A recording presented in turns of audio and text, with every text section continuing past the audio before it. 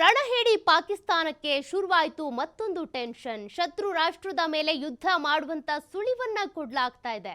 ಹೀಗಾಗಿ ಈಗ ಪಾಕಿಸ್ತಾನಕ್ಕೆ ಮತ್ತಷ್ಟು ಡವ ಶುರುವಾಗ್ತಾ ಇದೆ. ರಕ್ಷಣಾ ಕಾರ್ಯದರ್ಶಿ ಜೊತೆ ಮೋದಿ ಮಹತ್ವದ ಸಭೆಗೆ ಮುಂದಾಗಿದ್ದಾರೆ.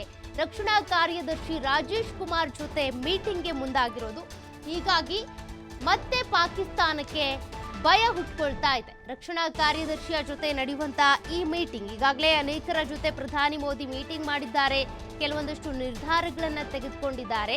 ಈಗ ನಡೀತಾ ಇರುವಂತ ಮತ್ತೊಂದು ಮೀಟಿಂಗ್ ನಿಂದಾಗಿ ಪಾಕಿಸ್ತಾನಕ್ಕೆ ಭಯ ಶುರುವಾಗಿದೆ.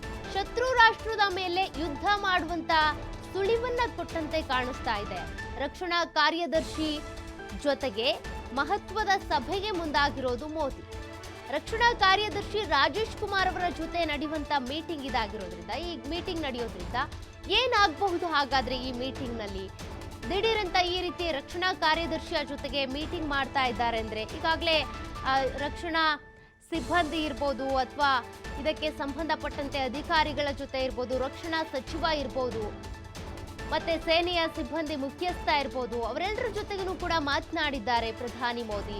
ಅನಿಲ್ ಕುಮಾರ್ ಚೌಹಾಣ್ ಇರ್ಬೋದು, ಅದೇ ರೀತಿಯಾಗಿ ರಕ್ಷಣಾ ಸಚಿವ ಇರ್ಬೋದು, ಅವರೆಲ್ಲರ ಜೊತೆಗೂ ಮಾತನಾಡಿ ಒಂದಷ್ಟು ಮಾಹಿತಿ ಕಲೆ ಹಾಕಿದ್ದಾರೆ. ಅದಾದ ನಂತರ ರಾಜತಾಂತ್ರಿಕ ನಿರ್ಧಾರಗಳನ್ನು ಕೂಡ ತೆಗೆದುಕೊಂಡಿದ್ದಾರೆ.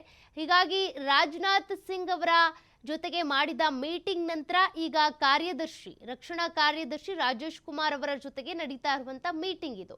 ಈ ಮೀಟಿಂಗ್ ನಲ್ಲಿ ಏನೆಲ್ಲ ನಿರ್ಧಾರಗಳನ್ನ ತೆಗೆದುಕೊಳ್ಬಹುದು ಹಾಗಾದ್ರೆ ಅಂತ ಭಾರತದಾದ್ಯಂತ ಕೇಳ್ಬರ್ತಾ ಇರುವಂತ ಒಂದು ಕೂಗೇನಂದ್ರೆ, ಕೆಲವರು ಯುದ್ಧ ಮಾಡಿ ಅಂತ. ಬಟ್ ಇನ್ ಕೆಲವರು ತುಂಬಾ ತಿಳ್ಕೊಂಡಂತವ್ರು ಯುದ್ಧದ ಪರಿಣಾಮ ಏನಾಗುತ್ತೆ ಅಂತ ಗೊತ್ತಿರೋರು ಹೇಳೋದು, ತಜ್ಞರು ಹೇಳೋ ಪ್ರಕಾರ ಯುದ್ಧ ಬೇಡ, ಯುದ್ಧ ಆಯ್ತು ಅಂದ್ರೆ ಶತ್ರು ರಾಷ್ಟ್ರದ ಜೊತೆಗೆ ನಮ್ಮ ನಾಗರಿಕರಿರ್ಬೋದು ಅಥವಾ ನಮ್ಮ ಸೇನೆ ಇರ್ಬೋದು ಎಲ್ಲವೂ ಧ್ವಂಸ ಆಗ್ಬಿಡುತ್ತೆ.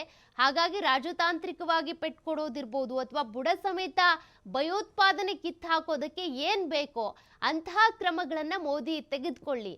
ಅದ್ರ ಬದಲಾಗಿ ನೀವು ಯುದ್ಧ ಸಾರಿದ್ರಿ ಅಂದ್ರೆ ಅಲ್ಲೂ ಕೂಡ ಸಾಯುವಂಥದ್ದು ನಾಗರಿಕರೇ, ಮುಗ್ಧರೇ, ಅಲ್ಲಿ ಭಯೋತ್ಪಾದನೆ ಸಂಪೂರ್ಣವಾಗಿ ನಾಶ ಆಗುತ್ತೆ ಅಂತ ಕೂಡ ಹೇಳೋದಕ್ಕಾಗಲ್ಲ. ಈ ರೀತಿ ಲೆಕ್ಕಾಚಾರ ಕೂಡ ಇದೆ. ಹಾಗಾಗಿ ದೆಹಲಿಯ ಮೋದಿ ನಿವಾಸದಲ್ಲಿ ನಡೀತಾ ಇರುವಂತ ಈ ಒಂದು ಮೀಟಿಂಗ್ ನಲ್ಲಿ ಏನ್ ನಿರ್ಧಾರ